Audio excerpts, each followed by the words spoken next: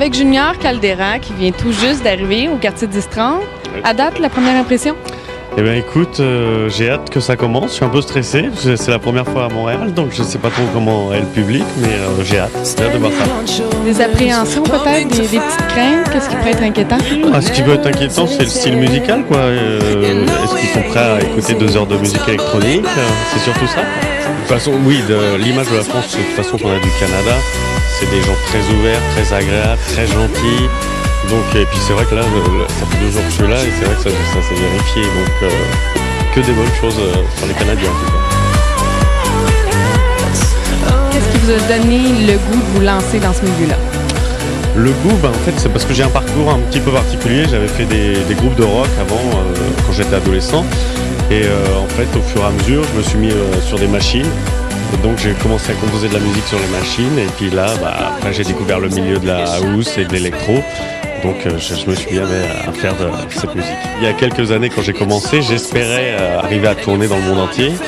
Et donc voilà, ça se fait en ce moment, donc c'est super.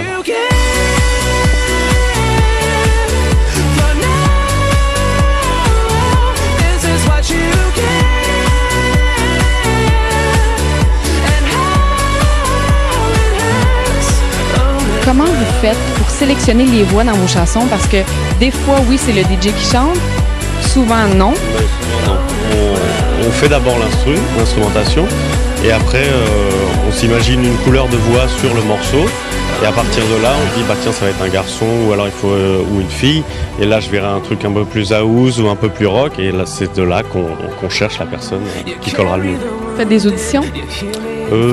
Très peu, je fais très peu d'auditions parce qu'en fait je repère souvent j'écoute beaucoup de titres d'un artiste qui me plaît. Je me dis lui c'est bon et donc souvent ça marche très bien.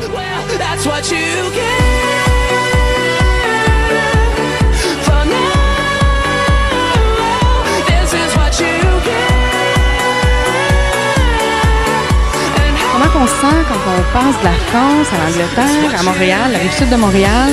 Ça doit pas être évident. Non, c'est pas évident, mais en même temps, à chaque fois, c'est un sentiment particulier parce que justement, on découvre un nouveau public à chaque fois. Donc, puis c'est un nouvel endroit, c'est une autre atmosphère. Donc, non, c'est toujours très très agréable. Pensez-vous que vous allez pouvoir nous en mettre plein la vue ce soir? Oui, je pense. J'espère en tout cas. J'espère. Donc, j'attends de voir le public, comment il va être réactif au son que je vais passer. Un conseil à donner peut-être aux jeunes qui débutent dans le métier, c'est quand même assez difficile à percer. Oui, c'est très très dur, surtout qu'on est très nombreux sur le marché. Mais faut y croire et puis s'accrocher quoi. Les difficultés du début, on essaie toujours de vous mettre des bâtons dans les roues, vous êtes gênant, parce que vous allez prendre la place de quelqu'un ou quelque chose d'autre, mais faut s'accrocher, y croire à fond et puis et puis être bien entouré aussi. Tout seul on peut pas y arriver.